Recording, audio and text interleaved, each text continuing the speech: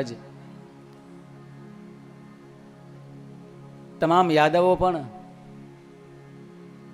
એ પ્રભાસ પાટણ ક્ષેત્રની અંદર પોતે મદિરામાં મસ્ત બની એકબીજાને મારવા લાગ્યા. વારુણી મદિરામ પીત્વા મદોન્મથિત ચેતસામ અજાનતામિવાન્યોન્યં ચતુઃ પંચાવશેષિતાઃ. માત્ર 4-5 અવશેષ રહી ગયા, બીજા બધા સમાપ્ત થઈ ગયા. ભગવાને કેટલી સમજાવવાનો પ્રયત્ન કર્યો પણ ન સમજ્યા. ભગવાન પણ સમજી ગયા, હવે આપણે પણ જવાનો વારો આવ્યો છે. એટલે ભગવાન પણ બધી જ લીલાઓનું સંવરણ કરી પોતે પોતાના ધામમાં સીધા રહ્યા. આ વાત દૂર ઊભા કુંતા માતા સાંભળી ગયા.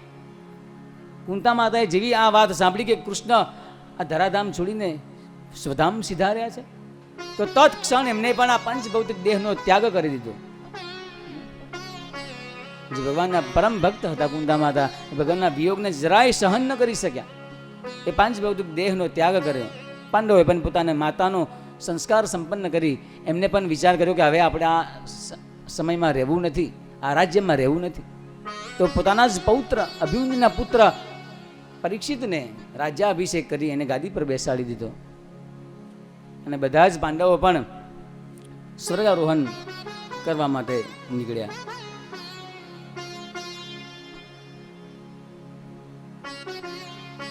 સ્વર્ગારોહણ કરતા કરતા એક કરતા બધા જ ટપ બધાએ પાંચભૌતિક દેહ છોડી દીધો.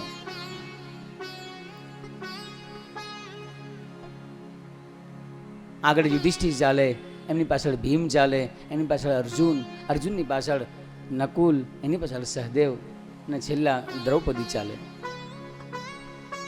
દ્રૌપદીએ દેહનો જેવો ત્યાગ કર્યો તો બધાએ પાછા વળીને જોયું, પરંતુ યુધિષ્ઠિરે પાછું વળીને નથી જોયું. ભીમે પૂછ્યું તમે કેમ નથી જોતા? તો શું કામ જોવું? એનું કર્મ એ ભોગવે છે. તો કે શું કર્મ કર્યું? તો કે ભેદભાવ. પાંડવોમાં સૌથી વધારે પ્રેમ એ ભીમને કરતી હતી, અર્જુનને. અર્જુન જીતીને આવ્યા હતા ને, ભેદ દૃષ્ટિ રાખતા હતા, એટલે એના કારણે એના દેહનો ત્યાગ થયો છે. પછી આગળ જતા સહદેવ કેમ? કે સહદેવને પોતાના જ્ઞાનનું અભિમાન હતું, જ્યોતિષ વિદ્યામાં પારંગત હતા, એટલા માટે એના જ્ઞાનનો અભિમાનને કારણે એનો દેહ પણ સમાપ્ત થઈ ગયો. પછી નકુલ, તો કે નકુલને એના રૂપનું અભિમાન હતું, રૂપને કારણે નકુલે પણ એનો દેહ છોડ્યો. અર્જુન, તો કે અર્જુનને એના ગાંડી ઉપર અભિમાન હતું તો મારા જેવો કોઈ ધનુધારી નથી, એટલે એની પણ આવી હાલત થઈ. અને છેલ્લે ભીમ પણ પડી ગયો. ભીમ કે તને પણ તારી ગદા ઉપર અભિમાન હતું, મરતા મરતા મને કેવું મારી આવી હાલત શા માટે થઈ? મરતા મરતા ભીમે પણ પૂછ્યું કે ભીમ તને પણ તારી ગદા ઉપર અભિમાન હતું, તારા બળ ઉપર તને બળનું અભિમાન હતું. માત્ર એક યુધિષ્ઠિર જ એવા હતા, સદેહ યમપુરીમાં પહોંચ્યા. આ બાજુ પરીક્ષિતને જ્યારે સત્તા સોંપી તો પરીક્ષિત દિગ્વિજય કરવા માટે નીકળ્યા. દરેક જગ્યાએ પોતાના પૂર્વજોની કીર્તિની ધજા પતાકા ફેલાયેલી હતી. દરેક જગ્યાએ પોતાના પૂર્વજોની ચર્ચા સાંભળવા મળી, ખૂબ રાજી થયા. પરંતુ એક જગ્યાએ એક કાળો માણસ, જે એક ગાય અને વાછડાને મારતો હતો, તો તત્ક્ષણ એ માણસને પકડ્યો છે પરીક્ષિત. એ દુષ્ટ, આ શું કરે છે? એને પકડ્યો અને દૂર ઊભા એક બળદ અને એક ગાયને વાતો સાંભળે છે પરીક્ષિત. આજે એ બળદના 4 પગ હતા, 4માંથી 3 પગ તૂટેલા હતા અને એક પગે ઊભો હતો. ધર્મ પદૈકેન ચરન વિચ્છાયામુપલભ્ય ગામ પૃચ્છતિ સ્માશ્રુવદનામ વિવત્સામિવ માતરમ. તો એ 3 પગે ઉભેલા બળદને જોઈને ગાય દોડતી એના પાસે આવી ને રડવા લાગી. એ બળદ બીજું કોઈ નહીં, સાક્ષાત ધર્મનો અવતાર હતા. એને પૂછવા લાગે, ધર્મ એ બળદ ગાયને પૂછવા લાગે, કેમ રોવે છે બેન? શું કોઈ તકલીફ છે કે મારી આ દશાને જોઈને તું રડે છે? કે તારા પરિવાર વાળા તને છોડીને ભાગી ગયા? ગાય અક્ષર બોલી નથી શકતી. અંતે એ બળદ કહેવા લાગ્યું કે જરૂર ભગવાન આ ધરાધામને છોડીને ગયા ને એટલે તું રડતી લાગે છે. ત્યારે ગાય બોલે છે કે હા, એ ચંચલ ચિત્તવન દ્વારા માનનીય ગોપીઓના મનને હરવાવાળા એ ઠાકોરજી જેમને મારા માટે જન્મ લીધો, મારા ઉપરનો ભારને દૂર કરવા માટે, એ ગાય બીજું કોઈ નહીં, સાક્ષાત ધરતી હતી જે ગાયનું રૂપ ધારણ કરીને વિચરણ કરતી હતી. અને એવા ભગવાન છોડીને જ્યારે આ ધરાધામને છોડીને જાય તો ભલા એમના વિયોગને કોણ સહન કરી શકે? કાવા સહિત વિરહમ પુરુષોત્તમસ્ય, એ પુરુષોત્તમના વિરહને કોણ સહન કરી શકે? આ બધી વાતો કરતા ગાય અને બળદ વાતો કરતા હતા અને રડતા હતા. દૂર ઉભેલા પરીક્ષિતે સાંભળ્યું એટલે તરત કીધું કે મારોદી અંબ ભદ્રંતે ખલાનામ મહિષાસ્ત્રી, હે અંબ, હે મા, તમે રોશો નહીં, રડો નહીં. આ દુષ્ટને મેં પકડી, જેને તમારી આ દુર્દશા કરી છે એને મેં પકડ્યો છે, એને હમણાં જ હું દંડ આપીશ. ગાયને મારતા જોઈ ગયા કોણ? પરીક્ષિત. બળદના 3 પગની હાલત કોને તોડી નાખ્યા છે એ ખબર નથી, એટલે પૂછ્યું સ્વાભાવિક કે તમે કોણ છો, તમારી આ દુર્દશા કોને કરી? ત્યારે એ બળદ કહે, મહારાજ, હું મારા દુઃખનું કારણ કોને કહું? કેટલાક લોકો પોતાના દુઃખના કારણ પોતાની જાતને કહે, કોઈ પોતાના કર્મને દોષ આપે, કોઈ પોતાના પ્રારબ્ધને દોષ આપે, કોઈ પોતાના સ્વભાવને દોષ આપે, ને કોઈને દોષ ન આપે તો ભગવાનને દોષ આપે, ભગવાનને મારી જોડે બહુ ખોટું કર્યું. પોતાના દુઃખનું કારણ કોઈ સ્વભાવને બતાવે, કોઈ પ્રભાવને બતાવે, કોઈ ભગવાનને બતાવે. મહારાજ, આ દુઃખનું કારણ તર્ક અને વાણી દ્વારા ક્યારેય ન સમજી શકાય. અપ્રતર્ક્યા નિર્દેશ્યા દિતિકેશ્વપી નિશ્ચય અત્રાનુરૂપમ રાજર્ષે વિમૃષ સ્વમનીષયા. સ્વમનીષ, પોતાની બુદ્ધિ દ્વારા તમે નક્કી કરો કે મારા દુઃખનું કારણ શું છે. પરીક્ષિત પણ બ્રહ્મ જ્ઞાની હતા, તરત ઓળખી ગયા કે હું તમને ઓળખી ગયો કે ધર્મમ બ્રવીશી ધર્મજ્ઞ ધર્મોશી વૃષરૂપ દ્રુપ, તમે સાક્ષાત ધર્મ છો. આ ધર્મની જે વાતો કરો છો એના પરથી મને લાગે છે તમે સાક્ષાત ધર્મ છો. અને ધર્મ આજે બળદનું રૂપ ધારણ કરીને તમે આમ વિચરણ કરો છો. પરંતુ મને સમજાઈ ગયું કે તમારી આ હાલત કોને કરી છે. તમે એટલા માટે એનો દોષ નથી આપતા કે યદ ધર્મ કૃત સ્થાનમ સૂચકસ્યાપી તદ ભવેત. જેને આપણી જોડે ખોટો વ્યવહાર કર્યો છે એની તમે ચુગલી કોઈની જોડે કરો તો એના ભાગ્યમાં જે લખેલો દંડ છે એ દંડ તમારે પણ ભોગવવો પડે. તો મહારાજ, હું સમજી ગયો, તમારે પણ એ પાપ ભોગવવું ન પડે એટલા માટે તમે એનો દોષ નથી કાઢતા. સનાતન ધર્મ, આપણે બધા સનાતની છે ને, એના મુખ્ય 4 ચરણ છે, 4 પગ. કયા? તપસ્સૌચંદયા સત્યમ ઇતિ પાદઃ કૃતે કૃતાઃ. તપ, પવિત્રતા, દયા અને સત્ય, આ સનાતન ધર્મના મુખ્ય 4 ચરણ છે જેના ઉપર આ ધર્મ ટકી રહેલો છે. ખરેખર આપણા ધર્મને ટકાવવો હોય ને તો આ 4 વસ્તુનું ધ્યાન રાખવું. હંમેશા સાચો વ્યવહાર કરવો, સાચું બોલવું, તપ કરવું, થોડું ઘણું તપ કરતા શીખવું. તપ કરવું એ પણ સનાતન ધર્મનું એક ચરણ છે. શૌચ, પવિત્રતાનું પાલન કરવું. આ પવિત્રતા શું છે એ જ આપણને ખબર નથી.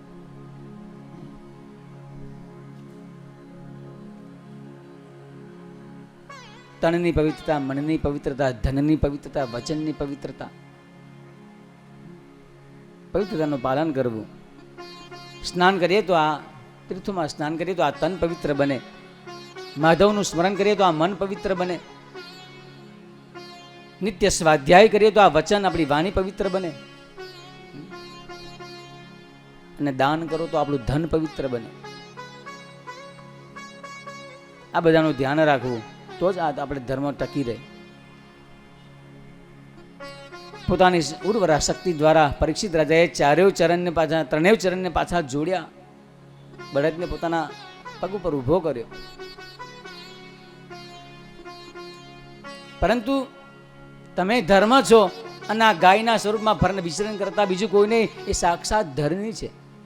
તો આ ધર્મ અને ધરણીની વચમાં આ ધૂર્ત કોણ છે? એ તું કોણ છે? બોલ, તારો પરિચય આપ. તે પોતાનો પરિચય આપે, મહારાજ હું કલી છું, કલિયુગ. તો કે મારા રાજ્યમાં તું અહીંયા આવ્યો? કોને પૂછીને આવ્યો? મહારાજ ભગવાનના બ્રહ્માજીના આદેશથી આવ્યો છું. અત્યારે હવે મારો સમય આવ્યો છે કે જ્યાં સુધી હું જીવતો છું ત્યાં સુધી તારું અહીંયા કોઈ કામ નથી. અહીંયાથી તું બહાર જા, અહીંયાથી નીકળી જા, બીજા સ્થાનમાં જા. કલી કહેવા લાગ્યો, મહારાજ આખી ભૂમિ એ તમારું રાજ્ય છે, હું ક્યાં જાઉં? થોડા તો મને રહેવા માટે સ્થાન આપો. તો પરીક્ષિત 4 સ્થાન એને રહેવા માટે આપ્યા. બોલો જય શ્રી કૃષ્ણ. ધ્યાનથી સાંભળજો. એ 4 સ્થાન કયા? દ્યુતમ પાનમ સ્ત્રિયસુના યત્ર ધર્મશ્ચતુર્વિધઃ. દ્યુતમ, જ્યાં જુગાર રમાતું હોય એવી જગ્યાએ તારે રહેવાનું. જે જગ્યાએ જુગાર રમાતું હોય અથવા જે લોકો જુગાર રમતા હોય ને એવા લોકોના ઘરે આ કલિયુગનો વાસ હોય. દ્યુતમ પાનમ, ન પીવાના પીણા, જે પીવાથી આપણે ભાન ભૂલી જઈએ એવું પીણું પીવાથી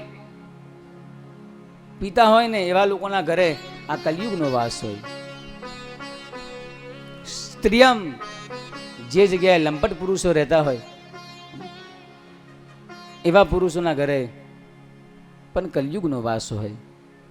અને છેલ્લા સુના કહેતા હિંસા, જે જગ્યાએ માંસાહાર થતો હોય, નાના મોટા જીવોની હિંસા કરતા હોય એવી જગ્યાએ કલિયુગનો વાસ હોય. તરત કલિયુગ બોલ્યો, મહારાજ મોઢું જોઈને તમે રૂમ આપ્યા? કમસે કમ એક તો બેડરૂમ બને, એક તો ડ્રોઈંગ રૂમ બને, એવું એક સારો રૂમ તો આપો. મારો તો બહુ મોટો પરિવાર છે, એક તો કમસે કમ સારો રૂમ આપો. તો પુનશ્ચ યાચમાનાય જાત રૂપ મદાત પ્રભુ. તો માં કઈ જગ્યા જોવે છે? તો કે સુવર્ણમાં એક વાસ આપો મને. સોનામાં પણ વાસ આપ્યો, સુવર્ણમાં. જેટલું લોકરમાં કે ઘરમાં રાખ્યું હોય એ બધું જ કાલે એમાં કલયુગનો વાસ છે. અહીંયા પધરાવી દેજો,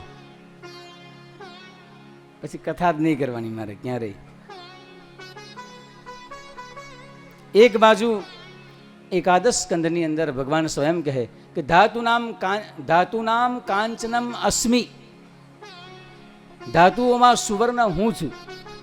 એક બાજુ સ્વયં ભગવાન એમ કહે છે, અને એક બાજુ આ પરીક્ષિત રાજાએ આ કલિયુગને સુવર્ણમાં વાસ આપ્યો. તો બેમાંથી છે કોણ? ત્યારે આપણા સંતો એનું સમાધાન કરતા કહે કે જે ટેબલ ઉપરથી આવેલા છે એનાથી જે સુવર્ણ આવ્યું એમાં ભગવાનનો વાસ, નીચેથી આવે એકમાં ભગવાનનો વાસ ને 2 નંબરમાં કલિયુગનો વાસ. હવે દુકાનમાંથી ખરીદીને લાવીએ આપણે સુવર્ણ, આપણને તો ખબર નથી ને કે એ સોની પાસે ક્યાંથી આવ્યું છે, 1 નંબરનું છે કે 2 નંબરનું, તો આપણને ખબર કેવી રીતે પડે? એટલા માટે શાસ્ત્રકાર કહે કે કોઈ પણ વસ્તુ, સુવર્ણ હોય, વસ્ત્ર હોય, અલંકાર હોય, જ્યારે આપણે બહારથી બજારમાંથી લાવીએ તો પહેલું જ આપણને ઠઠાવી દેવાનું, ભગવાન પાસે ભગવાનને સમર્પિત કરવાનું, અને પ્રસાદીના સ્વરૂપમાં પછી એને ધારણ કરો તો એનો દોષ ન લાગે.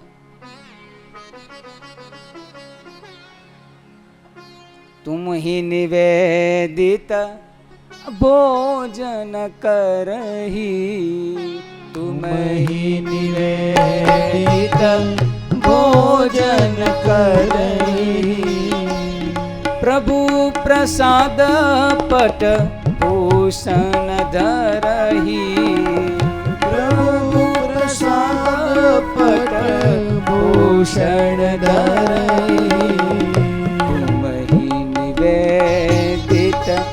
ભોજન કરહી, તુમ હી નિવેદિત ભોજન કરહી. ભોજન છે, વસ્ત્ર છે, આભૂષણ છે, આ બધું જ જ્યારે ભગવાનને સમર્પિત કરીને પછી આપણે એને ગ્રહણ કરીએ તો એનો ક્યારેય દોષ ન લાગે. અન્નમાં પણ અનેક પ્રકારના દોષ રહેલા છે.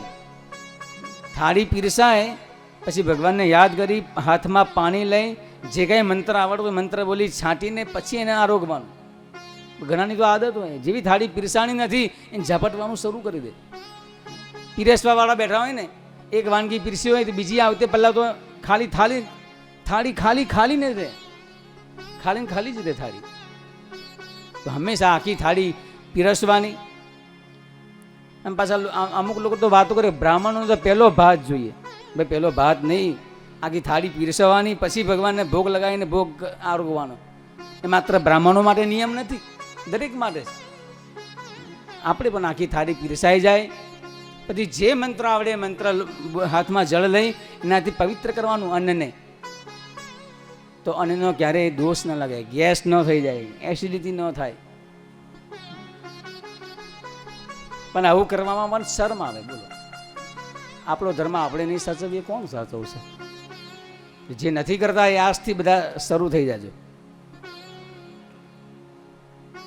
કોઈ પણ વસ્તુ આરોગો એના પર વિચાર કરજો કે આ દોષવાળી જ વસ્તુ છે. એના પર પાણી છાંટી ભગવાનનું સ્મરણ કરી પછી જ એને આરોગો. વસ્ત્ર આવે, નવા વસ્ત્ર લાવ્યા હોય, આભૂષણ લાવ્યા હોય તો ભગવાનને પહેલાં પાસે એને કૃષ્ણાર્પણમસ્તુ, નારાયણાર્પણમસ્તુ સમર્પણ કરો અને પછી એને ધારણ કરો. ભગવાન કશું ભોજન કરતા નથી, ગ્રહણ નથી કરતા. કરે છે ભગવાન ભોજન? કરે છે? કરે છે ભગવાન. માત્ર ભોજન મુખથી થાય? નાકથી પણ ભોજન થાય, કોઈને ખબર છે?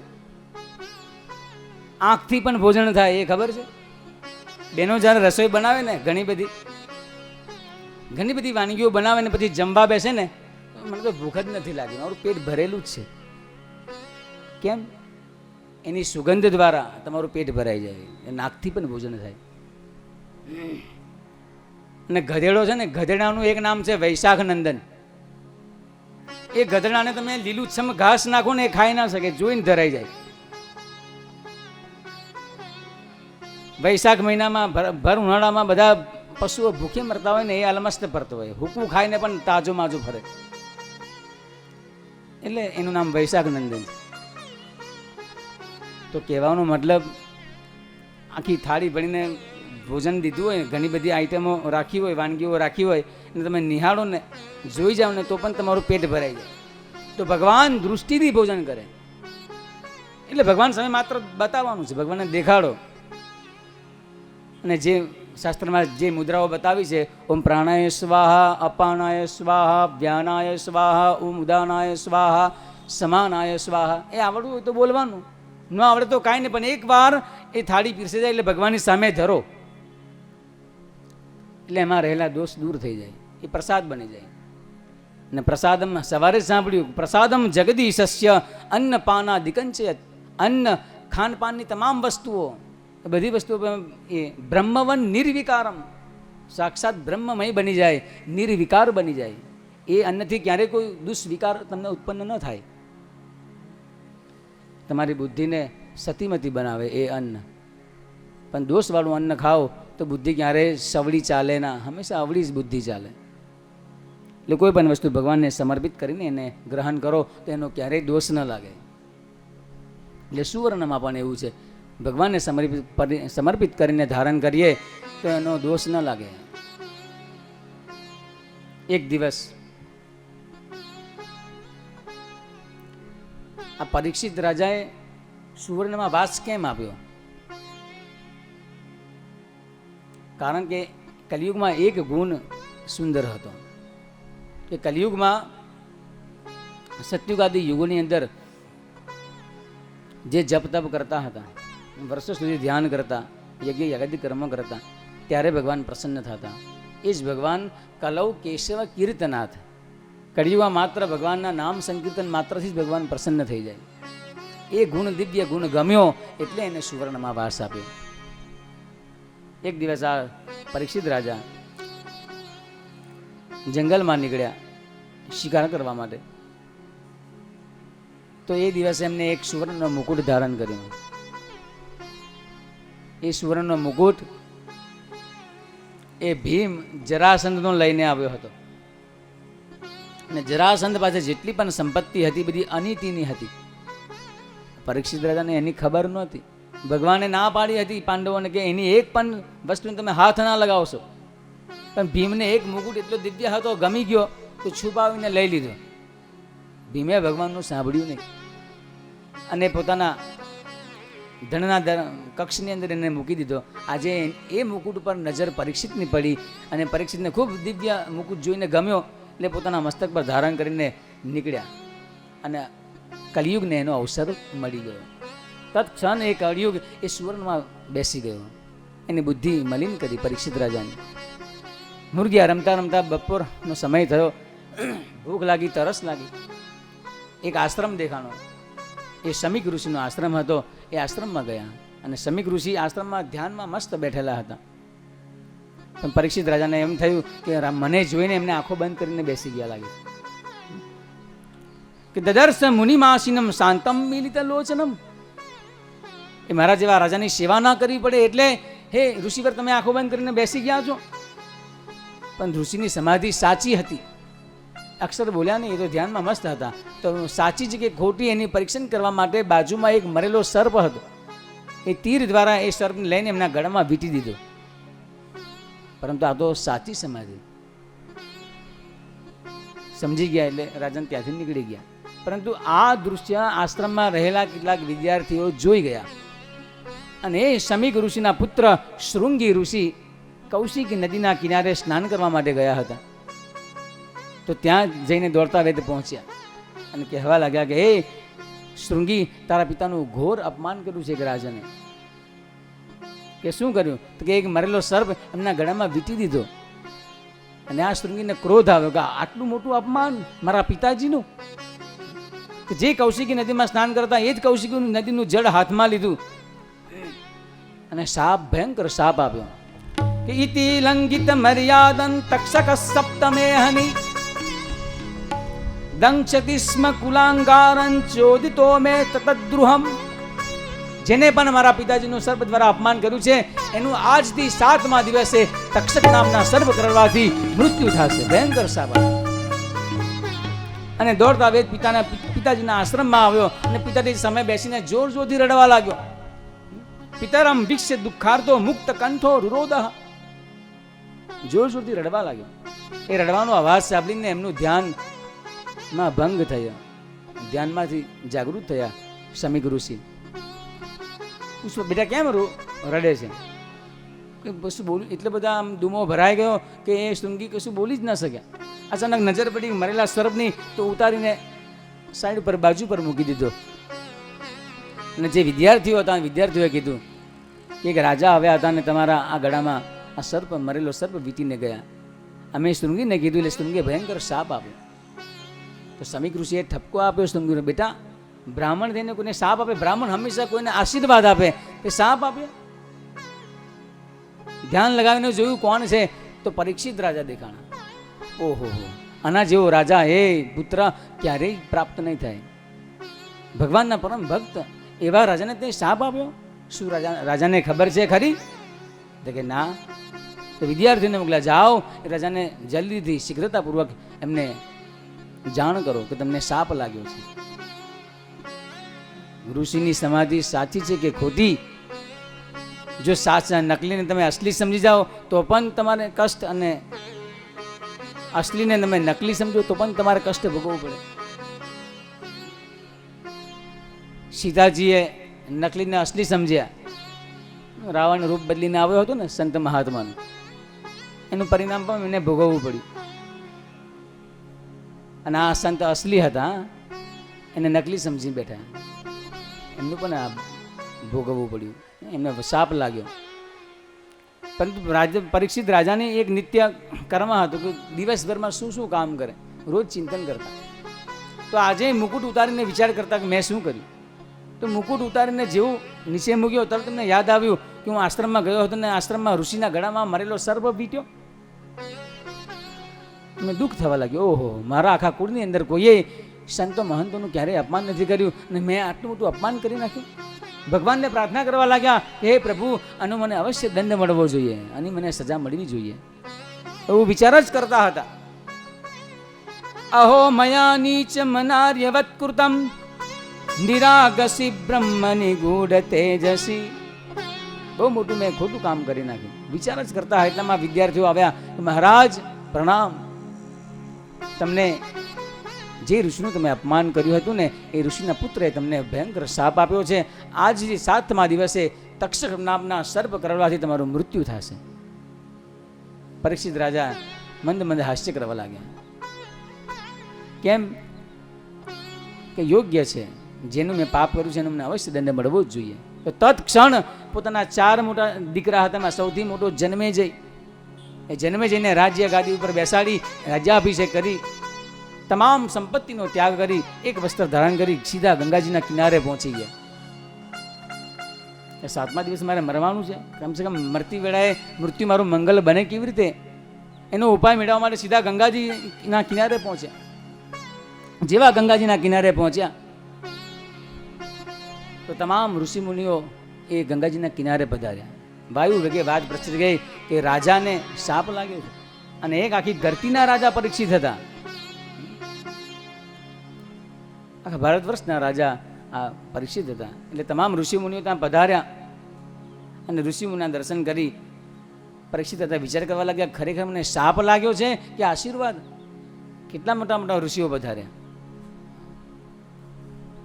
અત્રિર્વસિષ્ઠશ્ચવન શરદ્વાન અરિષ્ટને મેર ભૃગુરંગીરાશ્ચ પરાશરો ગાદિસુતોત રામ ઉતથ્ય ઇન્દ્ર પ્રમદેગ્મવાહૌ. વશિષ્ઠ ઋષિ, અસ્ત્રિ ઋષિ, ચ્યવન ઋષિ, શરદવાન, અરિષ્ટનેમી, ભૃગુ ઋષિ, અંગિરા ઋષિ, પરાશર ઋષિ, વિશ્વામિત્ર ઋષિ, પરશુરામજી મહારાજ, મેધાતિથિ ઋષિ, દેવલ ઋષિ, ભરદ્વાજજી, ગૌતમ ઋષિ, પિપ્પલાદ ઋષિ, મૈત્રેય ઋષિ, કુંભજ ઋષિ, અગત્ય ઋષિ અને ભગવાન નારદશ્ચ. નારદજી પણ ત્યાં પધાર્યા, વ્યાસજી પણ પધાર્યા, તમામ ઋષિ મુનિઓ મહંતો ત્યાં પધાર્યા.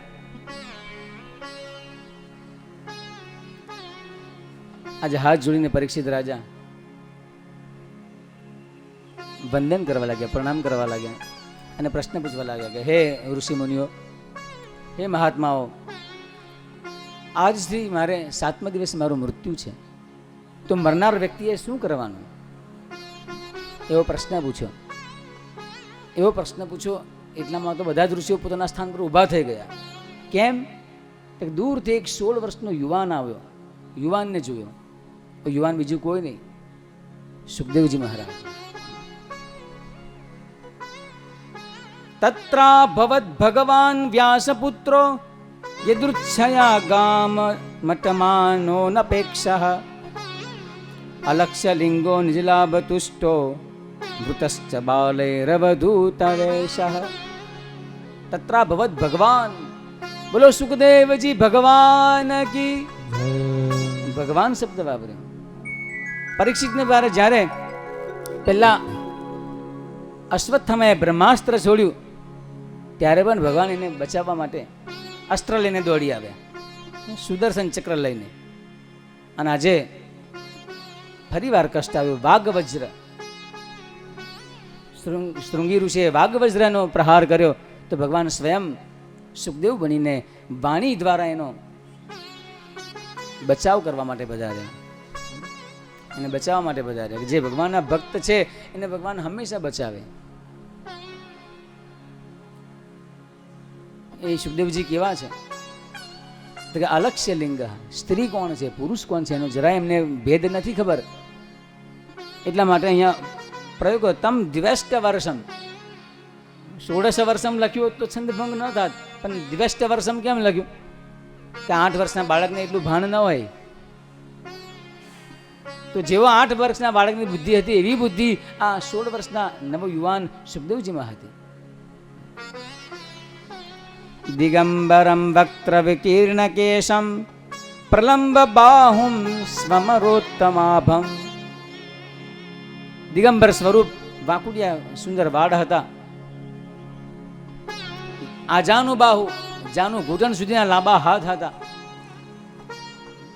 એવું દિવ્ય સ્વરૂપ હતું કે જે નગરમાંથી પસાર થાય ને એ નગરની સ્ત્રીઓ આ દિવ્ય સ્વરૂપને જોઈને મોહિત થઈ જતી.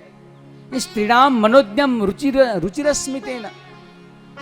નાના નાના બાળકો એને ગાંડો ગાંડો સમજીને કોઈ પથ્થર મારે, કોઈ એની પાછળ પાછળ દોડે, પરંતુ જરાય કોઈની બાજુ ધ્યાન નથી આપતા. આજે એ ગંગાજીના પાવન કિનારા ઉપર જ્યારે પધાર્યા તો મોટા મોટા હજારો વર્ષના, વશિષ્ઠાથી હજારો વર્ષના બધા વયોવૃદ્ધ જ્ઞાનવૃદ્ધ ઋષિમુનિઓ ઊભા થઈ ગયા, એનું સ્વાગત કરવા લાગ્યા. અને એ સ્વાગત કરવા લાગ્યા એટલે રાજા પરીક્ષિત પણ સમજી ગયા કે આ બાળકો સામાન્ય નથી. પરીક્ષિત રાજાએ પણ એમનું સુંદર સ્વાગત કરવા લાગ્યા. એમનું અને પરીક્ષિત રાજાને સ્વાગત કરતા જોઈને જેટલી સ્ત્રીઓ એમની પાછળ પડી હતી, જેટલા બાળકો બધા પાછળ પડ્યા હતા, એ બધા સમજી ગયા, ઓહો આ તો રાજા જેનું સેવા પૂજા કરે છે. એટલે કોઈ આ ગાંડો વ્યક્તિ નથી, આ કોઈ સામાન્ય નથી. ચાલો ભાગો, જો રાજા આપણને જોશે તો અમને ઠપકો આપશે. તો તતો નિવૃત્તા યબુદા સ્ત્રીઓ ભગા. એ અભૂત બાળકો અને સ્ત્રીઓ એ રાજાને પૂજન કરતા જોઈને ભાગી ગયા. આજે રાજા એમની સ્વાગત કરતા કરતા પૂછવા લાગ્યા, અહો અદ્ય વયમ બ્રહ્મન સત્સેવ્યા ક્ષત્ર બંધવ. આજે મને ખરેખર કોઈ સારી સેવાનું ફળ મને પ્રાપ્ત થયું છે. કૃપયા તિથિ રૂપેણ ભવદ્ભિસ્તીર્થકાઃ કૃતાઃ. તમારા જેવા મહાત્મા જેના પણ ઘરમાં જાય ને એ ઘર તીર્થ સમાન બની જાય. યેષામ સંસ્મરણાત પુંસામ સદ્ય શુદ્ધ્યંતિ વૈ ગૃહાઃ. કે જેનું સ્મરણ કરવાથી ગૃહસ્થીઓ પરમ પવિત્ર બની જાય, પાવન બની જાય, માત્ર સ્મરણ કરવાથી. જે ભજનાનંદી સંતો છે, મહંતો છે, એનું તમે ધ્યાન કરો, એનું સ્મરણ કરો ને તો પણ આપણું ઘર પરમ પવિત્ર બની જાય. શુદ્ધ્યંતિ વૈ ગૃહાઃ. એ ગૃહસ્થીઓ પરમ પવિત્ર બની જાય. તો પછી તમારા જેવા સંતોના ચરણ સ્પર્શ કરવાથી, ચરણને પક્ષાલિત કરવાથી, એ ચરણામૃત લેવાથી તો શું ના થાય. મહારાજ મને ખબર છે કે તમારા જેવા સંતો ક્યારેય ગાય દોના સમયથી વધારે અધિક સમય કોઈ ગૃહસ્થીના ઘરે રોકાતા નથી. તો હું તો એક રાજર્ષિ છું, તો મારા પાસે શા માટે રોકાવ? પરંતુ મારો એક પ્રશ્ન છે કે પુરુષસ્ય યત કાર્યમ મ્રિયમાનસ્ય સર્વથા. મરનાર વ્યક્તિએ શું કરવાનું? મ્રિયમાન એ વર્તમાનકાલીન પ્રત્યયનો પ્રયોગ કર્યો છે. અર્થાત આ પ્રશ્ન માત્ર પરીક્ષિતનો નથી, આપણા સૌનો છે. આપણે બધા મરવા માટે જન્મ લીધો છે. તો મરનાર વ્યક્તિએ શું કરવાનું, એવો પ્રશ્ન પૂછ્યો.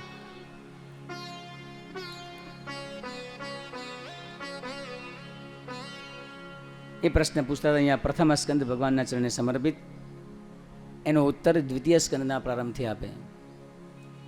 શ્રી શુક ઉવાચ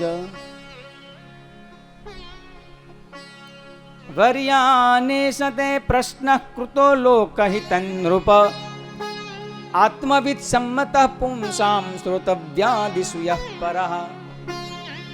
હે મહારાજ પરીક્ષિત, તમે ખૂબ જ ઉત્તમ પ્રશ્ન પૂછ્યો છે. એવો પ્રશ્ન પૂછ્યો છે કે વિદ્વાનો દ્વારા સન્માનનીય પ્રશ્ન છે. આત્મવિદ સંમત. આ ગોલ કલિકાલની અંદર, આ સમયની અંદર કોઈની પાસે સમય જ નથી. સવારથી સાંજ સુધી પોતાના પરિવારના પાલન પોષણમાં જીવો ફરતા હોય છે. ગૃહેશુ ગૃહમેધિનામ. એવા સમયની અંદર તમને આવો પ્રશ્ન સૂઝ્યો એટલે કોઈ સામાન્ય પ્રશ્ન, બહુ જ ઉત્તમ પ્રશ્ન પૂછ્યો છે. 100 વર્ષનું આયુષ્ય છે હે રાજન. એ 100 વર્ષના આયુષ્યમાં દિવસે કામ કરે, રાત્રે લોકો સૂઈ જાય, તો 50 વર્ષ તો સુવામાં જ ગયા. 50 વર્ષમાંથી 10 વર્ષ તમારા બાળપણમાં ગયા, 10 વર્ષ તમારા યુવાનીમાં ગયા, પરિવારના ભરણ પોષણમાં. તો કેટલા થયા? 50 ને 20 70, અને બાકીના 30 વર્ષ. હવે 70 વર્ષ પછી તમને એમ કે મારે ભગવાનનું ભજન કરવું છે, તીર્થયાત્રા કરવી છે, તો થાય ખરી? મોઢામાં એક દાંત ના હોય, રામ બોલવા જાય ને લામ થઈ જાય.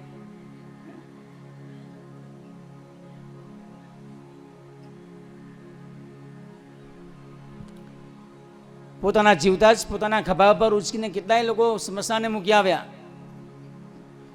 અને સ્મશાનમાં જ્યાં સુધી ચિતા સળગે ત્યાં સુધી વાતો કરે કે બાપડો પાસે અધડક સંપત્તિ હતી, તમે શું કરવાનું? જુઓ, બધી સંપત્તિ મૂકીને આ વહી ગયો.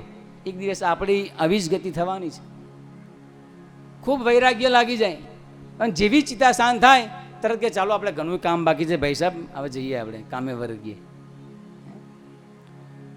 તો નિદ્રયા હ્રિયતે નક્તમ વ્યવ્યાને ચ વવાયવઃ તેષામ પ્રમત્તો નિધનમ પશ્યન્નપી ન પશ્યતિ. જાણે છે બધું જ કે આપણી એવી જ ગતિ થવાની છે, પાછો માયામાં ફસાઈ જાય, પાછો કામે વર્ગી જાય, પણ એવું જરાય સૂચતું નથી કે હું પણ ભગવાનનું ભજન કરું. તો એ પરીક્ષિત, જો ખરેખર મરનાર વ્યક્તિએ પોતાનો સમય સુધારવો હોય, મરનાર વ્યક્તિનું કોઈ કર્તવ્ય હોય તો શું છે? તસ્માત ભારત સર્વાત્મા ભગવાન ઈશ્વરો હરિ શ્રોતવ્ય કીર્તિતવ્યશ્ચ સ્મર્તવ્યશ્ચિત છતા ભયમ. મરનાર વ્યક્તિએ શું કરવું? તો કે શ્રોતવ્ય, શું સાંભળવાનું? તો કે ભગવાનની મંગલમય કથાઓને સાંભળવાની. કીર્તિતવ્યશ્ચ, ભગવાનની મંગલમય કીર્તન કરવાનું. અને સ્મર્તવ્ય, ભગવાનનું સ્મરણ કરવાનું. પછી આ ત્રણ જ વાત યાદ રાખવાની છે અને ત્રણ જ કર્મ કરવાના છે. ભગવાનની મંગલમય કથાઓને સાંભળો, ભગવાનના નામ સંકીર્તન કરો અને ભગવાનનું સ્મરણ કરો, ધ્યાન કરો. હે પરીક્ષિત, જન્મનો પરમ લાભ શું તમને ખબર છે? કે જન્મ લાભ પરમ પુંસામ અંતે નારાયણ સ્મૃતિ. જન્મનો પરમ લાભ છે મરતી વેળાએ ભગવાનની સ્મૃતિ બની રહે, ભગવાન નારાયણનું સ્મરણ થાય. પણ જેને જીવનભર ભગવાનનું ભજન કર્યું હોય ને એને જ મરતી વેળાએ ભગવાનનું નામ યાદ આવે. બોલો જય શ્રી કૃષ્ણ. એક દોશીમાં પતિદેવ વહી ગયા, 3 બાળકો હતા. બાળકોના ભરણ પોષણમાં આખું જીવન વહી ગયું, પણ ભગવાનનું ભજન કરવાનો ક્યારેય સમય ન મળ્યો. પરંતુ ભગવાનની કૃપાથી બાળકો ખૂબ ભક્તિભાવ વાળા હતા. જ્યારે અંતિમ સમય આવ્યો ડોશીમાનો,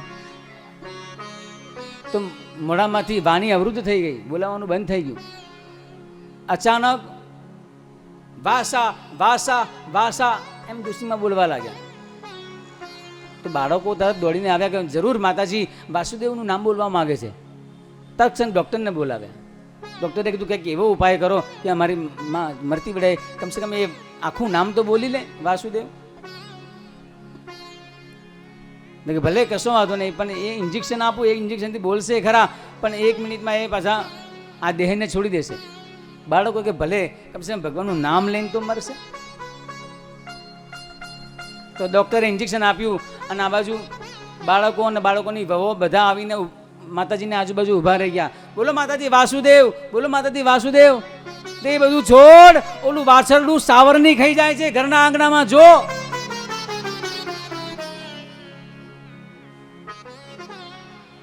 અને માતાજી ટપ થઈ ગયા. તો જીવનભર જેને ભગવાનને યાદ કર્યા છે ને જ મરતી વેળાએ ભગવાન યાદ આવે. અંતે યામતી સાગતી.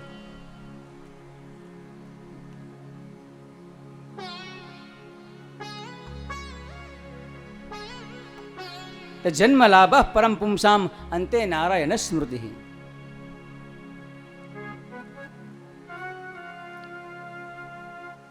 અને ભગવાનની જ્યારે કૃપા થાય, ભજન તો કરો, પણ પોતાના સ્વાર્થ માટે જ્યારે ભજન કરો તો અંતે ભગવાન ક્યારેય નામ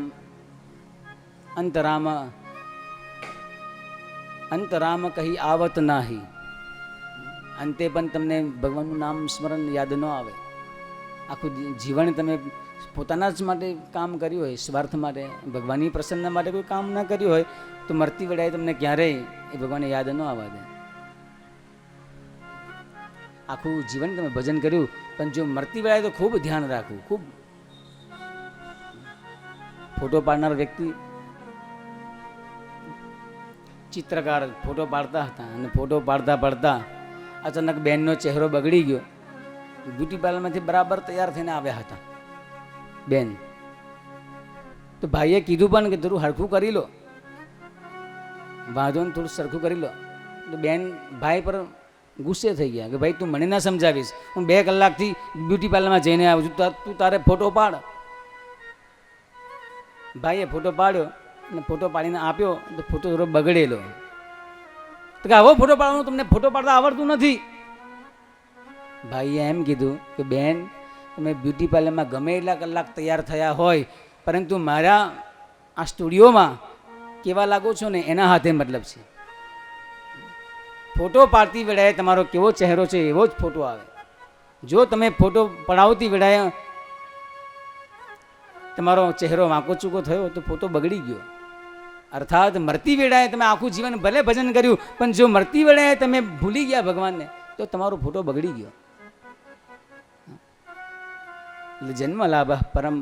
જન્મલાભ પરઃ પુંસામ અંતે નારાયણ સ્મૃતિ. જન્મનો પરમ લાભ શું? તો કે મરતી વેળાએ ભગવાનનું નામ સ્મરણ. હે પરીક્ષિત, હું મારી વાત કરું, તમે જુઓ, હું પહેલા માત્ર ભગવાનના નિર્ગુણ બ્રહ્મને જ માનતો હતો, પરંતુ પરિનિષ્ઠિતોપી નૈર્ગુણ્ય ઉત્તમ શ્લોક લીલયા.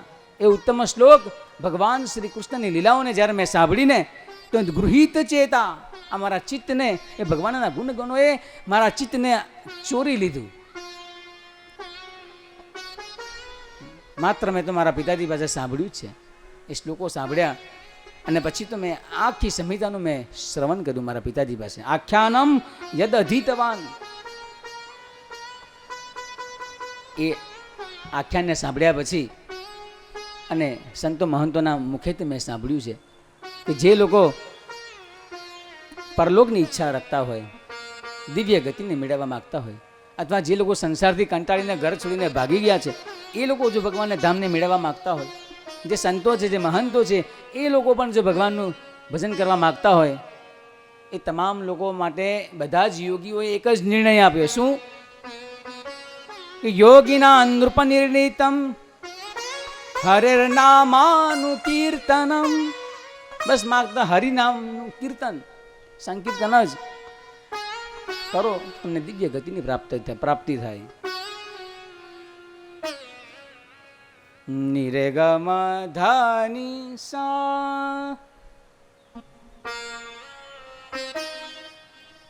સાની ધા મગરે સા નિરે સા પમગરે સા. આ જે બધી વાતો કરી ને એ બધી જ વાતોને બ્રહ્માનંદજીએ પોતાના ભજનમાં બનાવી લીધી. 2 મિનિટ સાંભળીએ. बालापन खेल में खोया, जुबन में काम बस होया। बालापन खेल में खोया, जुबन में काम बस होया। जुबन में काम बस होया। बुढ़ापा खाट पर सोया। बुढ़ापा खाट पर सोया। आस मन को सताती है। मन को सताती है। सजा दो घर को गुलशन सा, मेरे सरकार आए हैं। सजा दो घर को गुलशन सा, मेरे सरकार आए हैं। करो हरि का भजन प्यारे, करो हरि का भजन प्यारे। उमरिया बीत जाती है। उमरिया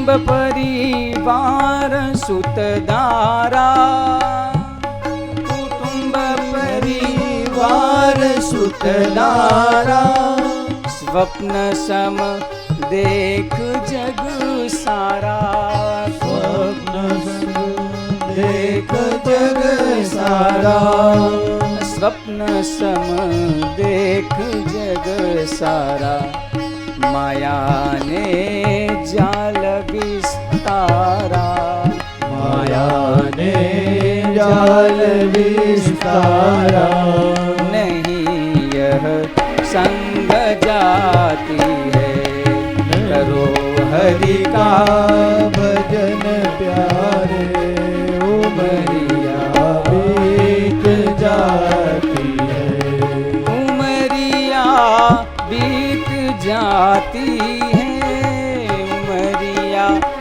बीत जाती है, उमरिया बीत जाती है, उमरिया बीत जाती है, उमरिया बीत जाती है, करो हरि का भजन प्यारे, उमरिया बीत जाती है, करो हरि का भजन प्यारे, उमरिया बीत जाती है।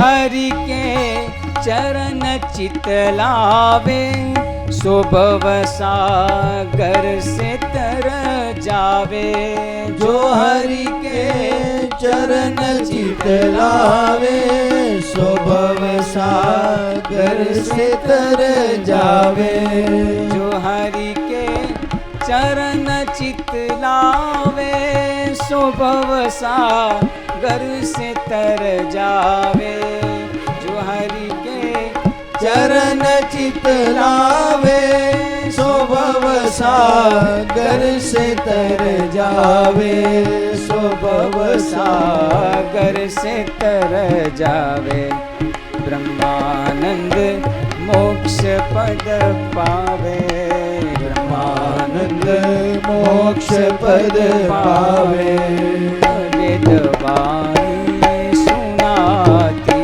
है, करो हरि का भजन प्यारे, उमरिया बीत जाती है, उमरिया बीत जाती है, उमरिया बीत जाती है। एतन् निर्विद्यमानाना मिच्छताम कुतो भयम्, योगिना नृपनिर्णीतं हरिर्नामानुकीर्तनम। જે ભગવાનના દિવ્ય ધામને ઈચ્છતા હોય બધાએ જ ભગવાનનું નામ સંકીર્તન કરવું. ત્યારે પરીક્ષિત રાય પૂછ્યું, મહારાજ પણ મારી પાત્ર માત્ર 7 દિવસ છે, શું 7 દિવસમાં આ બધું શક્ય છે ખરું? સુખદેવજી મહારાજ કહે, હે પરીક્ષિત, તું 7 દિવસની વાત કરે છે?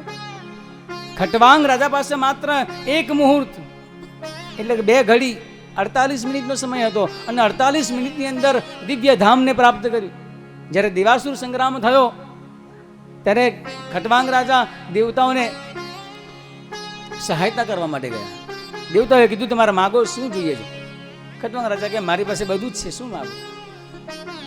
પરંતુ મને એ જ ન હો, મારી પાસે આવે આ કેટલો સમય છે. ત્યારે દેવતાઓ નારાજ થઈને કહેવા લાગે, હે રાજન, તમારી પાત્ર માત્ર 1 મુહૂર્ત છે. તો તત્ક્ષણ પોતાના પુત્ર દીર્ઘબાહુને એ સત્તા સોંપી પોતે સરયુ નદીના કિનારે ભગવાનનું ભજન કરવા બેસી ગયા અને 48 મિનિટમાં માત્ર ભગવાનના દિવ્ય ધામને પ્રાપ્ત કર્યું. તો તારી પાસે તો 7 દિવસ છે. 7 દિવસમાં શું ના થાય? પરંતુ ભગવાન ખટવાંગ રાજા તો જાણતા હતા કેવી રીતે ભજન કરવું, મને કંઈ ખબર નથી. સુખદેવજી મહારાજ કે હું એટલા માટે તો આવ્યો છું તારી પાસે, શું કામ ચિંતા કરે છે?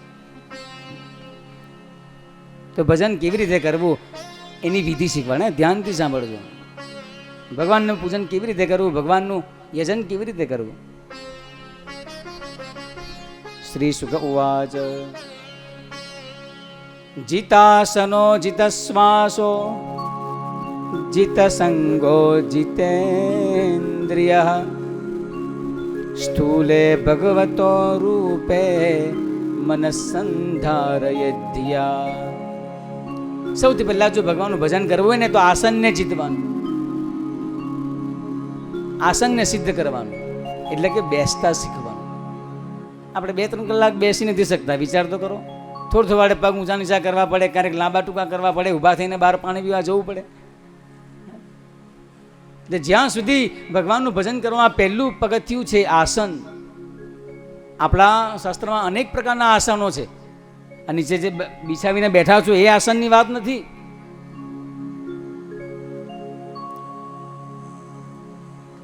આસન અનેક પ્રકારના છે, પરંતુ 5 આસન એ ઉપાસનાના બતાવ્યા.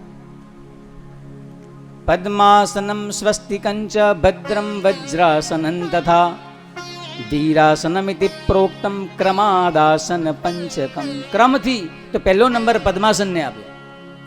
જમણો પગ ડાબી સાથળ ઉપર, ડાબો પગ જમણી સાથળ ઉપર ચડાવીને બેસી અને પદ્માસન કર્યું. અને પદ્માસન વિશે સ્વયં ભગવાન હઠયોગ પ્રદીપિકામાં કહે કે ઇદમ પદ્માસનમ પ્રોક્તમ સર્વ વ્યાધિ વિનાશનમ. મોટી મોટી તમામ વ્યાધિઓને વિનાશ કરવાવાળું આસન છે. દુર્લભં યેન કેનાપી ધીમતા લભ્યતે ભુવિ. એ બુદ્ધિશાળીઓ જ આ આસનને ધારણ કરી શકે. ખૂબ જ દુર્લભ આસન છે આ.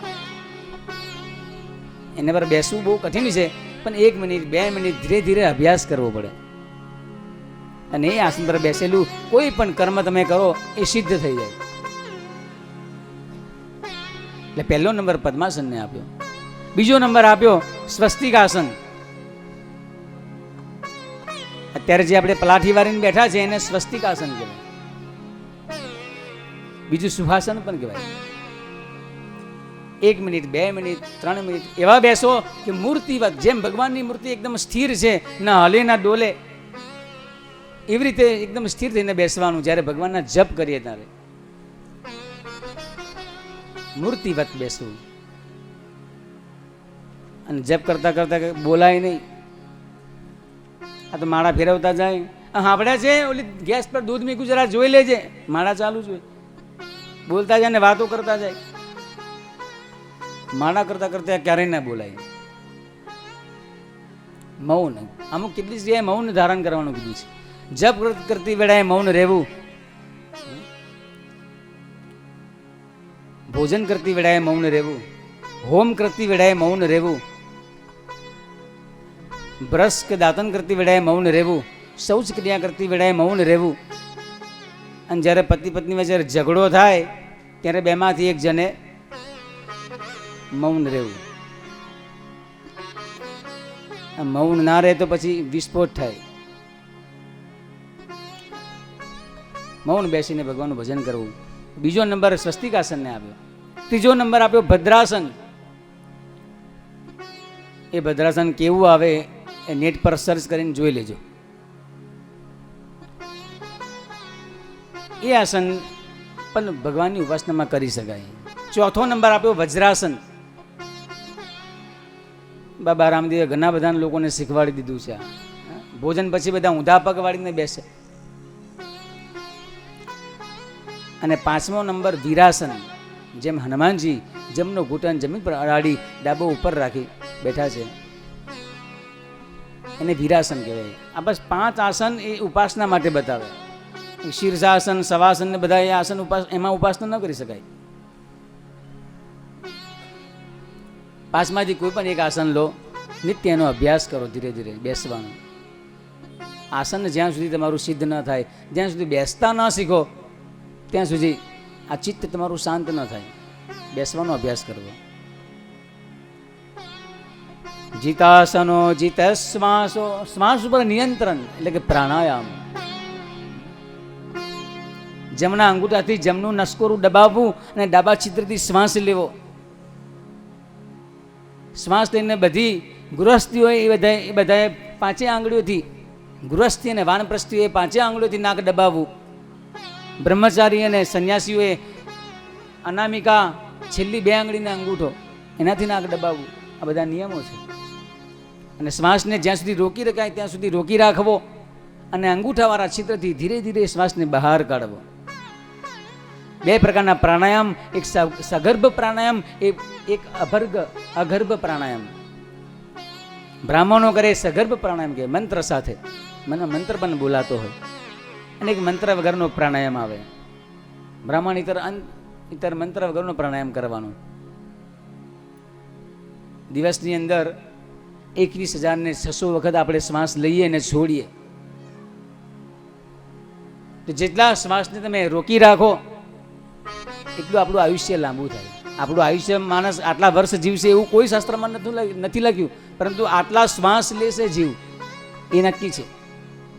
એ જન્મથી જ નક્કી થઈને આવે. કેટલીક વસ્તુ ગર્ભમાં જ નક્કી થઈ જાય. આયુઃ કર્મત વિત્તંચ વિદ્યા નિધનમ એવ ચ પંચૈતાન હિ સૃજ્યંતે ગર્ભસ્થસ્યૈવ દેહિનઃ. કેટલું જીવવાના છો એ ઘરમાં નક્કી થઈ જાય. આયુષ્ય તમારું નક્કી થઈ જાય કે આટલા શ્વાસ લેવાના છે, ખાતામાં લખાઈ જાય. કે તમે ગમે તે રીતે લો. કર્મ શું કામ કરવાના છો એ પણ નક્કી થઈ જાય. કેટલું કમાવાના છો એ પણ નક્કી જ હોય. તમારા ભાગ્યમાં કેટલું ધન સંપત્તિ લખેલી છે એ ઘરમાં નહીં નક્કી થઈ જાય. એટલા માટે આપણે કેટલાક લોકોને જોઈએ છે કે કશું કામ નથી કરતા, એની પાસે અઢળક સંપત્તિ છે. કેટલાક લોકો પરસેવે રેબ જેબ થઈ જાય, તન તોડ મહેનત કરે, છતાંય સાંજે શું ખાવાનું બનશે એનો વિચાર કરવો પડે. કારણ કે બધું ભાગ્ય, કર્મ ગર્ભમાં જ બધું નક્કી થઈ જાય. કર્મ વિત્તમ વિદ્યા, કેટલું ભણવાના છો એ પણ નક્કી થઈ જાય. નિધનમ કેવી રીતે મરવાના છો એ પણ નક્કી. આ 5 વસ્તુ ગર્ભમાં જ નક્કી થઈ જાય. તો શ્વાસ પણ આટલા શ્વાસ જીવ લેશે એ નક્કી થઈ જાય. તો એ શ્વાસને તમે જેટલા ઓછા વાપરો એટલું તમારું આયુષ્ય લાંબુ થાય. અને ગુસ્સા પર નિયંત્રણ રાખવાનું સૌથી શ્રેષ્ઠ સાધન એ પ્રાણાયામ છે. ગુસ્સો કરો ને તો તમારો શ્વાસોશ્વાસની ક્રિયા વધી જાય. તમે જોજો, જેટલો શ્વાસોશ્વાસ વધી જાય એટલા શ્વાસ તમારે વધારે વપરાય, આયુષ્ય તમારું ઓછું થાય. તો ક્યારેય ગુસ્સો નહીં કરવો. અને ગુસ્સો આવે ને તો એક સમય તત્ક્ષણ નાક બંધ કરી દેવાની થોડી વાર માટે. તો થોડી વારમાં તમારો ગુસ્સો શાંત થઈ જાય. તો બીજા નંબરમાં શ્વાસ ઉપર નિયંત્રણ રાખો. જપ કરતી વેળાએ એકદમ શાંતિથી જપ કરવા. બહુ શ્વાસોશ્વાસ વપરાય ને એ રીતે. અને પ્રાણાયામની ક્રિયા કોઈ ગુરુના સાનિધ્યમાં રહીને કરજો. બહુ વધારે વાર નાક દબાવી રાખ્યું અને રામ નામ થઈ ગયા તો અમારા માથે પડે. પ્રાણાયામ પાસે ગુરુજી પાસે પહેલાં શિક્ષા લેવી પડે કે મહારાજે કીધું તું ફલાની કથામાં, પેપરમાં આવે ફલાના મહારાજ. અમારે ચક્કર ખાવા પડે પછી. એટલે ગુરુના અંડરમાં રહીને પ્રાણાયામ શીખવો. જીત સંગો, અસંગ બનવાનું. બહુ ટોળામાં બેસીને ભજન ન થાય. ભજન હંમેશા એકાંતમાં થાય. ભોજન, ભજન અને શયન આ બધું એકાંતમાં થાય. સંગ કરવો હોય તો એવાનો સંગ કરવો કે આપણને ભજનમાં વધારે રુચિ લાગે. સંત છે, મહાત્મા છે, જે ભજનાનંદી છે એવા લોકોનો સંગ કરી શકાય. સમર્થની શરણાગતિ લેવી.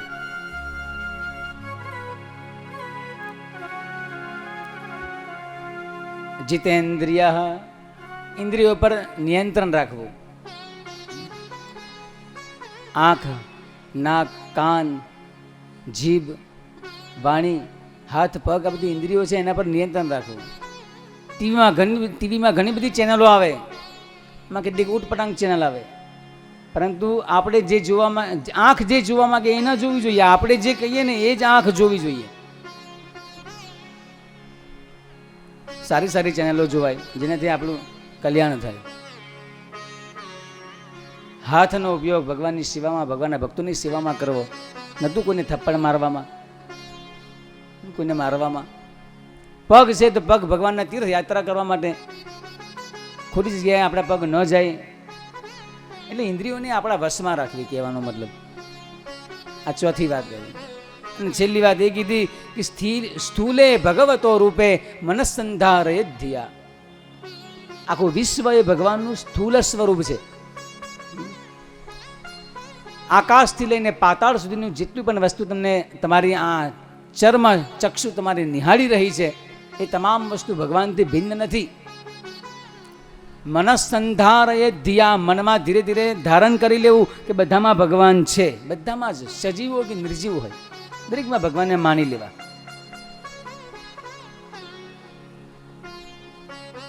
સ્વર્ગલોક, સત્યલોક એ ભગવાનનું મસ્તક છે.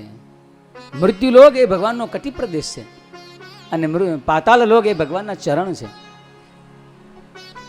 એટલે અહીંયા જેટલા પણ જીવો બેઠા છે, જેના ઉપર બેઠા છે, સજીવ નિર્જીવ તમામ વસ્તુઓ ભગવાનથી ભિન્ન નથી. દરેકમાં ભગવાનને માનવા. તો દરેકમાં ફાયદો એ થાય કે દરેકમાં જો ભગવાનને માનીએ ને તો કોની જોડે દુર્વ્યવહાર ન થાય. એક ડર છે કે ભગવાન છે, પણ ના માનો તો નુકસાન ઘણું થાય. ક્યારેક અનુભવ કરજો. સિયા રામ મય સબ જગ જાની, કરહુ પ્રણામ જોરી જુગ પાણી. આખા જગતમાં સિયારામના દર્શન કરવા એવું મનમાં ધારણ કરી લેવું. જીવન જીવવા માટે જોઈએ શું? રોટી કપડા ઓર શું? મકાન. બધાને યાદ છે. જીવન જીવવા માટે રોટી કપડા મકાન તો બધાની વ્યવસ્થા ભગવાને કરેલી છે. ઓઢવા માટે આકાશ આપ્યું છે, રહેવા માટે ધરતી આપી છે, વસ્ત્ર માટે દિશાઓ આપી છે, ખાવા માટેની પણ ખૂબ વ્યવસ્થા કરી છે. અનેક ફળોથી લચકતા વૃક્ષો છે. એક મહાત્માને જંગલમાં હલવો ખાવાનું મન થયું. બોલો જય શ્રી કૃષ્ણ. હલવો ખાવાનું મન થયું તો પ્રભુ હવે હલવો ખાવાનું મન થાય છે, હલવો મોકલી આપો. આગળ ચાલતા ચાલતા ચાલતા એક કેળાનું ઝાડ આવ્યું અને એમાંથી એક કેળું લઈને જેવું આમ છોલીને ખાધું તો મહારાજને એમાં પણ હલવાનો સ્વાદ આવવા લાગ્યો. વાહ પ્રભુ વાહ, કેવું પડે તમારું, મારા માટે તમે પેકિંગ કરીને હલવો મોકલી આપ્યો. તો ભગવાને બધી જ વ્યવસ્થા આપણા માટે કરેલી છે.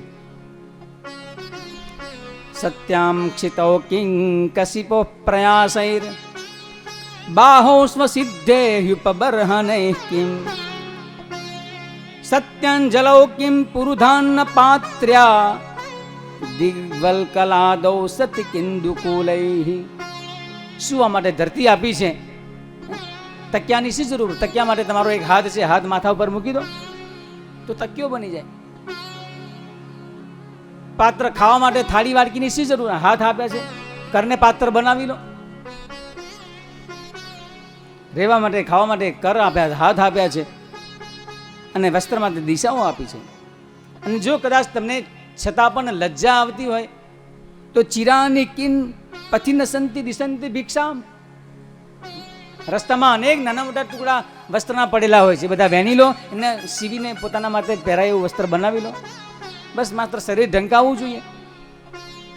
રહેવા માટે અનેક પર્વતોની ગુફાઓ આપેલી છે, પર્વતો આપેલા છે, એમાં જઈને રોજ મોટા મોટા મકાન બનાવવાની શી જરૂર?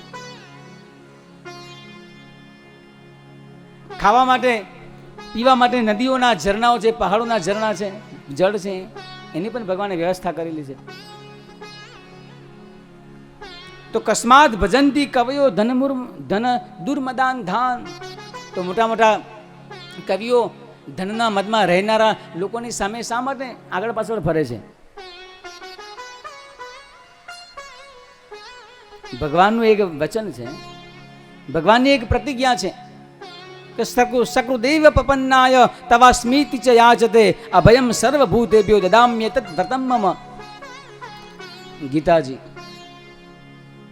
જો એક વાર મારી જોડે મારા તરફ એક ડગલું ભરે તો એની પાસે 60 ડગલા સામે ચાલીને આવું. જો તું આવે પગ એક મેં આવું પગ સાથ. આ ભગવાનનું વચન છે. જે ભગવાનના શરણાગત છે એની રક્ષણ કરવાનું ભગવાને પ્રતિજ્ઞા લીધેલી છે. તો શા માટે એવા જે લોકો ધનના મદમાં મસ્ત બનીને ફરી રહ્યા છે એમના શરણે શા માટે જઈએ?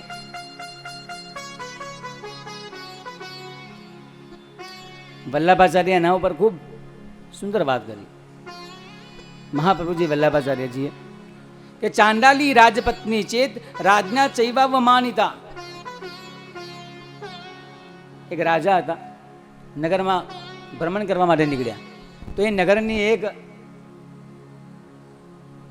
ચાંડાલી સ્ત્રી કચરો વાળતી હતી. દિવ્ય સુંદર હતી એટલે રાજા મોહિત થયા, એની જોડે લગ્ન કર્યા. તો નગરવાસીઓ ચર્ચા કરવા લાગ્યા કે રાજા થઈને આ એક ચાંદાલી જોડે લગ્ન કર્યા, આટલો બધો કામાંત રાજા છે. રાજાને થોડું દુઃખ થયું એટલે રાજાએ પાછા એને પાછી મૂકી દીધી. તો પાછી એમાં ચાંદાલીનું શું અપમાન થયું? ચાંદાલી તો પાછી જે કામ કરતી હતી પાછો કચરો વાળવા લાગી. તો પાછા લોકો વાતો કરવા લાગ્યા કે એકવાર આ રાજા કેવો દુષ્ટ છે, એકવાર એને સ્વીકાર કર્યો અને પાછી એને છોડી દીધી. તો રાજા પાછા એ ચાંદાલી પાસે ગયા, એને લઈને આવ્યા અને કહેવા લાગ્યા કે જો મેં તને તારો સ્વીકાર કરી લીધો છે પરંતુ લોક લજ્જાને કારણે જ મેં તને. તો એવી જ રીતે આ જીવ પણ એક ચાંડાલ જાતિનો છે. આપણો જીવ એક ચાંડાલ છે ત્યાં, અને ભગવાન એક રાજા છે. ભગવાને આપણો સ્વીકાર કર્યો છે. આપણે ઈશ્વર અંશ, જીવ અવિનાશી, આપણે એ જ અંશીના અંશ છીએ, એમના જ પુત્ર છે. અને ભગવાનનું ભજન છોડીને માયામાં મોહિત થઈને ખોટા મોટા કામ કરીએ તેમાં ભગવાનનું અપમાન ન થાય. એટલે ભગવાન પણ આપણું ધ્યાન રાખે, પણ શરત માત્ર એકલી જ છે કે એકવાર ભગવાન પર સુમુખ બનીએ, ભગવાનનું ભજન કરીએ. તસ્માત સર્વાત્મના રાજન હરિ સર્વત્ર સર્વદા. હે રાજન, એક એવી જગ્યા નથી જ્યાં ભગવાન નથી. એટલા માટે શ્રોતવ્ય કીર્તિતવ્યશ્ચ સ્મર્તવ્યો ભગવાન દુણામ. એ ભગવાનની મંગલમય કથાઓનું તમે શ્રવણ કરો, ભગવાનનું કીર્તન કરો, એમનું સ્મરણ કરો. હે પરીક્ષિત, જો મનમાં કોઈ ઈચ્છા હોય, કોઈ કામના હોય તો એના માટે અલગ અલગ અનુષ્ઠાનો આપણા શાસ્ત્રમાં બતાવ્યા છે. જેને ઘરના અન્નના ભંડાર ભરેલા રાખવા હોય એના માટે માતા અદિતિની ઉપાસના કરવી. જેને સ્વર્ગલોકની કામના હોય એને ઇન્દ્રની ઉપાસના કરવી. જેને પોતાનું દાંપત્ય જીવન સુખમય વીતે એના માટે ઉમાની ઉપાસના કરવી. જેને સારી વિદ્યા જોતી હોય એને મહાદેવની ઉપાસના કરવી. જેને સારો વર જોતો હોય એને ગંધર્વોની ઉપાસના કરવી. જેને સારી પત્ની જોતી હોય એને ઉર્વશીની ઉપાસના કરવી. તો મહારાજ કોઈને કશું જોતું જ ના હોય તો એના માટે સુખદેવજી મહારાજ કહે કે અકામ સર્વ કામો વા મોક્ષ કામ ઉદારધી તીવ્રેણ ભક્તિ યોગેન યજેત પુરુષમ પરમ.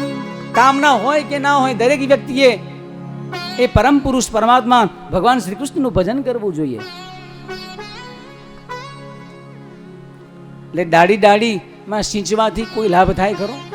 દાઢીમાં પાણી પધરાવાથી, મૂળમાં પાણી પધરાવો તો આખું ઝાડ હરું ભર્યું રહે.